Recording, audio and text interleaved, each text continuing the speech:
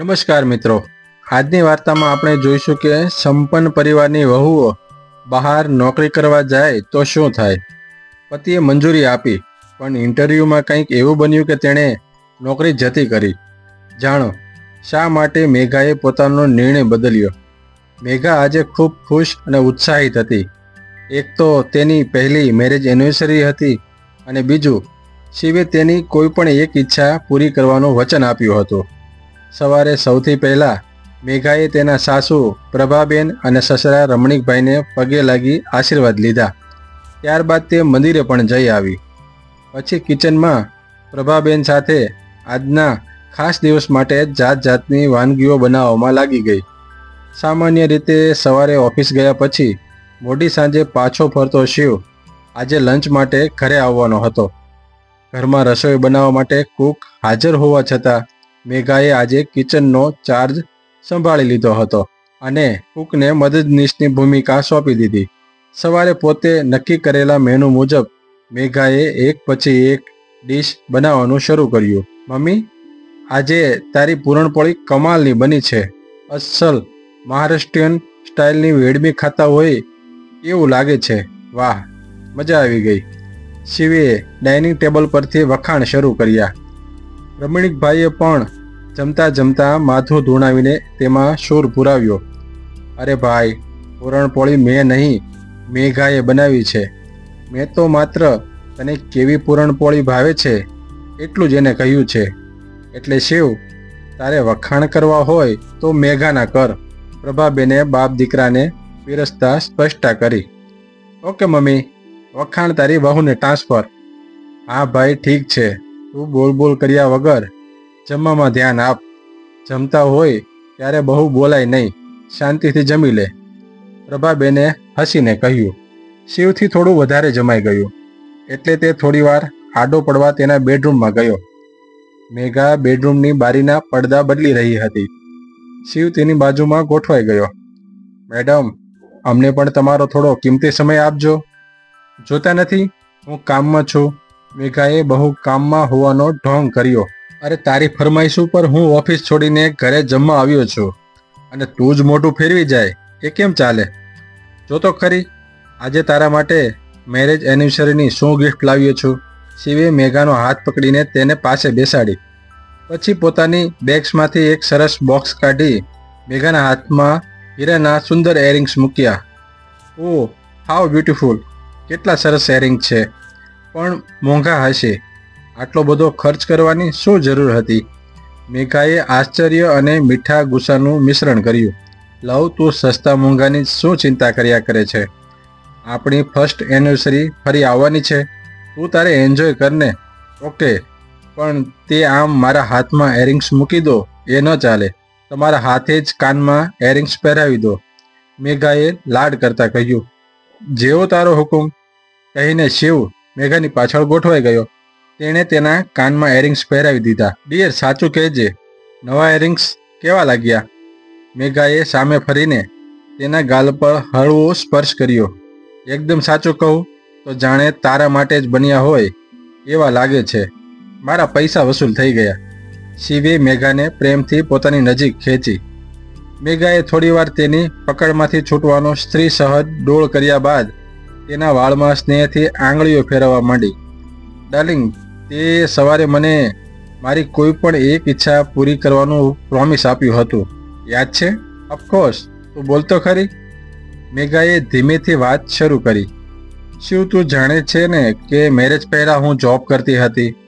હું જાણું છું કે આપણા કુટુંબમાં ઘરની મહિલાઓને બહાર નોકરી કરવા જવા દેવાનો રિવાજ નથી, પણ મારા કિસ્સામાં અપવાદ ન થઈ શકે. મેં માસ્ટર ઓફ સોશિયલ વર્કની ડિગ્રી લીધી છે. ભણવા પાછળ જિંદગીના 17 વર્ષ આપ્યા છે. આટલું બધું ભણ્યા પછી ઘરમાં હાઉસવાઈફ બનીને બેસી રહેવાનું, સાચું કહું તો આવડા મોટા બંગલામાં આખો દિવસ હું બોર થાઉં છું. ઘરમાં એટલા હેલ્પર છે કે મારે કંઈ કરવાનું રહેતું જ નથી. એટલે તું કહેતો હોય તો હું ફરીથી જોબ કરું? મેઘાએ ખૂબ શાંતિથી શબ્દો વિચારીને પોતાની વાત રજૂ કરી. થોડી વાર સુધી રૂમમાં શાંતિ છવાઈ ગઈ. પતિ પત્ની બંને મૌન થઈ ગયા.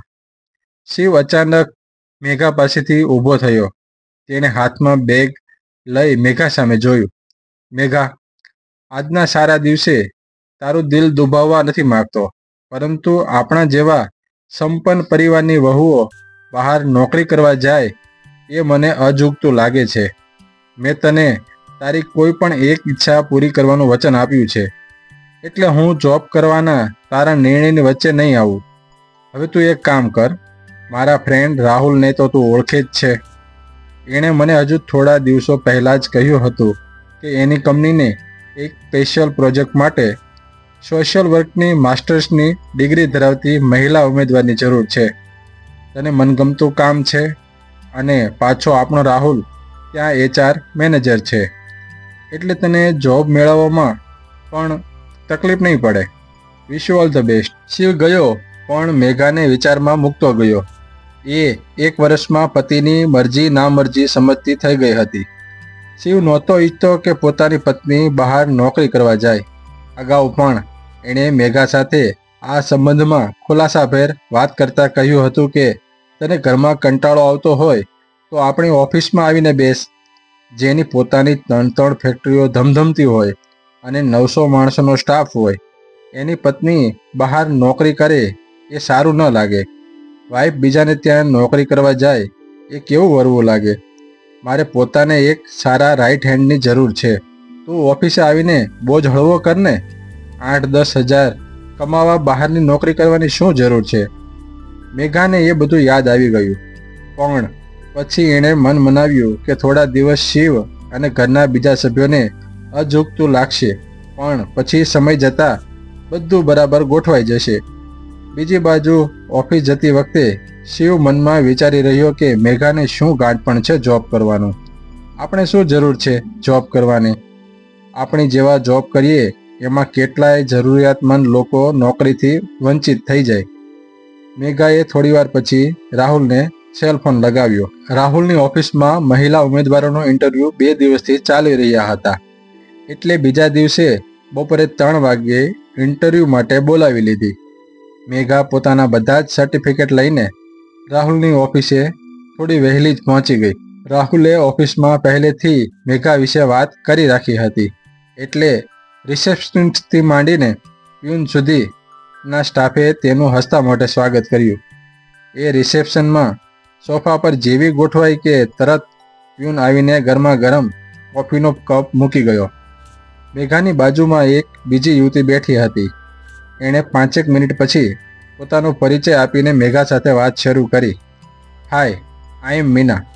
મેં સોશિયલ વર્કમાં માસ્ટર્સ કર્યું છે અને અહીં ઇન્ટરવ્યૂ માટે આવી છું. તમે? હું મેઘા છું. હું પણ ઇન્ટરવ્યૂ માટે જ આવી છું.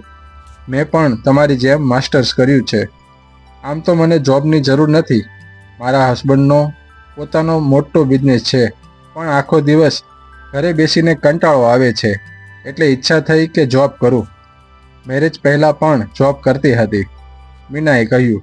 મેં પણ યુનિસેફ જેવી આંતરરાષ્ટ્રીય સંસ્થામાં સાથે સોશિયલ પ્રોજેક્ટ કર્યા છે, પણ પ્રોજેક્ટની ટર્મ પૂરી થઈ ગઈ એટલે મારી જોબ ગઈ. મારી નોકરીની બહુ જરૂર છે. મારા માટે એ જીવન મરણનો પ્રશ્ન છે. જોઈએ શું થાય છે. મીનાબેન, તમારા લગ્ન? ના, હું હજી કુંવારી છું. 30 વર્ષની થઈ, પણ હજુ મેરેજ વિશે વિચારવાનો સમય જ નથી મળ્યો. ઘરના મા બાપની જવાબદારી મારા પર છે. પણ તમારા ભાઈઓ? જવા દો ને બેન, એ જ ઘર ઘર કી કહાની. કમાતા થયા અને પરણ્યા એટલે મા બાપને છોડીને ચાલતા થઈ ગયા. અત્યારે હું જ મા બાપનો એકમાત્ર સહારો છું. હું એમને છોડીને કઈ રીતે જઈ શકું? મીનાની આંખોમાં મેઘાએ ભારોભાર લાચારી જોઈ. એના કપડાં પરથી એની આર્થિક સ્થિતિનો ખ્યાલ આવી જતો હતો. થોડીવાર પછી મીના રાહુલ અને એના સાથીઓને ઇન્ટરવ્યૂ આપીને બહાર નીકળી, ત્યારે પણ એના ચહેરા પર ભારોભાર ચિંતા ડોકાતી હતી. એ મેઘાને મળ્યા વિના જ ઝડપથી બહાર નીકળી ગઈ. મેઘા એના વિશે મનોમંથન કરતા રાહુલની ચેમ્બરમાં ગઈ. આવો મિસિસ શિવ પારેખ, બેસો ભાભી. હું તમને અહીં મિસિસ પારેખ કહું તો વાંધો નથી ને? ના, એમાં શું વાંધો હોય ભાભી. હવે તમે એક કામ કરો, તમારા સર્ટિફિકેટ્સની એક ઝેરોક્ષ કોપી મને આપી દો. અને સાથે એક એપ્લિકેશન જોડી દો. બાકીનું હું સંભાળી લઈશ. મારે તો તમને કોઈ પ્રશ્નો કરવા નથી, પણ મારા જુનિયરોને કદાચ તમારો ઇન્ટરવ્યૂ લેવાની ઈચ્છા હોય. રાહુલે પોતાના બંને સાથીઓ સામે હસતા હસતા જોયું. બંને જણ તરત બોસનો ઇશારો સમજી ગયા. એમણે તરત જ કહી દીધું, સર, તમને બહેનનો ઇન્ટરવ્યૂ લેવાની જરૂર ના લાગતી હોય તો અમારે પૂછવાનું શું હોય? આ પહેલાં જે બેન ઇન્ટરવ્યૂ આપી ગયા એ પણ હોશિયાર હતા, પણ કોઈનો સારો રેફરન્સ નહોતા આપી શક્યા. એટલે આપણે આ જોબ માટે મેઘાબેનની જ એપોઇન્ટમેન્ટ કરી નાખવી જોઈએ. બધું મેઘાની તરફેણમાં ગોઠવાતું જતું હતું. એ જોઈ મેઘાના ચહેરા પર હળવું સ્મિત આવી ગયું. એ સ્મિત પાછળ કોઈક સાક્ષાત્કારનો ભાવ હતો. રાહુલની રજા લઈ મેઘા ઓફિસની બહાર આવી. બહાર ડ્રાઈવર એની રાહ જોતો ઊભો હતો. એણે મેઘાને આવતી જોઈને સ્કોડાનો દરવાજો ખોલ્યો અને પછી કાર મેઘાના બંગલા તરફ મારી મૂકી. રસ્તામાં જ મેઘાએ શિવને ફોન જોડ્યો. શિવ, રાહુલને મળી આવી. મને જોબ મળી ગઈ છે. થેન્ક્સ, તારા લીધે જ. ચાલો, તારું કામ થઈ ગયું. તું ક્યારથી જોબ જોઈન કરીશ? શિવ, મેં તને એ જણાવવા જ ફોન કર્યો છે કે મારે હવે જોબ નથી કરવો. કેમ? વળી પાછું શું થયું? મારી કોઈ વાતનું તને નો એવું કાંઈ નથી, પણ આજે મને એક વાત સમજાઈ ગઈ છે કે દુનિયામાં એવી ઘણી સ્ત્રીઓ છે જેમના માટે જોબ જીવન મરણનો પ્રશ્ન છે. મારા જેવી ટાઈમપાસ માટે જોબ કરતી સ્ત્રીઓને આવી જરૂરિયાતમંદ સ્ત્રીઓના ભવિષ્ય સાથે રમવાનો કોઈ હક નથી. પહેલો હક તો એનો જ હોવો જોઈએ જેને એની ખરેખર જરૂર છે. મારા જેવા લોકો તો નોકરી કરે કે ન કરે, શું ફરક પડે? પણ એકાએક તારા હૃદય પરિવર્તનનું કારણ શું છે? એ બહુ લાંબી વાત છે, રાત્રે તને કહીશ. પણ બોસ, હું તમારી ઓફિસ ક્યારથી જોઈન કરી શકું છું એ જરા કહેશો? Any time darling. કાલે સવારે મારી સાથે જ ઓફિસ આવી જજે. Okay Shiv, thank you very much. I love you. Shiv અને મેઘાનો વાર્તાલાપ પૂરો થયો. મેઘાએ બારીનો કાચ નીચે કર્યો. એને આજે તાજી હવાની લહેરખીઓ એક નોખા પ્રકારના રોમાંચનો અનુભવ કરાવી જતી હતી. સાંજે શિવ ઓફિસેથી પરત ફર્યો ત્યારે મેઘા એની રાહ જોતી જ હતી. હાથમાં ચા, પણ આંખોમાં એક નવો આત્મવિશ્વાસ. શિવે મજાકમાં પૂછ્યું, મેડમ, આજે કઈ નવી જાહેરાત છે? સવારે નોકરી કરવા દોડતી હતી અને બપોરે જ મન ફેરવી લીધું. મેઘાએ ચૂપચાપ શિવના સામે બેસીને વાતની શરૂઆત કરી. મીનાની બધી વાત કર્યા પછી મેઘા બોલી, શિવ, મારે આખો દિવસ એક જ પ્રશ્ન સતાવતો હતો. મને સાચે જરૂર છે નોકરીની કે હું કંટાળું છું એટલા માટે? પરંતુ આજે મીનાને જોયા પછી સમજાયું કે નોકરી માત્ર શોખ નથી, કોકની લાઈફલાઈન પણ હોઈ શકે. શિવ ધ્યાનથી સાંભળી રહ્યો હતો. મેઘા આગળ બોલી, જે હું ફક્ત ટાઈમપાસ માટે નોકરી માંગી રહી હતી તે માટે બીજી છોકરીઓનું ભવિષ્ય અટકી શકે, એ વિચારતા જ મારું હૃદય હચમચી ઉઠ્યું. મને સમજાઈ ગયું કે શિવ, જિંદગીમાં જે સુખ આપણી પાસે પહેલેથી જ છે એની કદર તો પહેલાં કરવી જોઈએ, બીજાના હકનો રસ્તો ન રોકવો જોઈએ. શિવ ધીમેથી સ્મિત કરીને બોલ્યો, અને એટલે જ તું મારી ઓફિસ જોઈન કરવાની વાત કરી? મેઘા હળવેથી હસી. હા, જ્યાં મારી હાજરીથી કોઈનો હક ન જાય અને જ્યાં મારો પૂરો અધિકાર પણ છે. શિવે પ્રેમથી મેઘાનો હાથ પકડ્યો. આ છે મારી મેઘા. આજે મને ગર્વ થાય છે કે તું માત્ર બુદ્ધિશાળી નથી, પરંતુ દિલથી પણ મોટી છે. મેઘાની આંખોમાં નમણાશ આવી અને શિવ, એ થોડું અટકી. મને આજે સમજાઈ ગયું છે કે સાચી ફ્રીડમ બહાર જઈને જ મેળવા એવું જરૂરી નથી. જ્યાં પ્રેમ અને સન્માન હોય ત્યાં આપણી ફ્રીડમ આપોઆપ આવી જાય છે.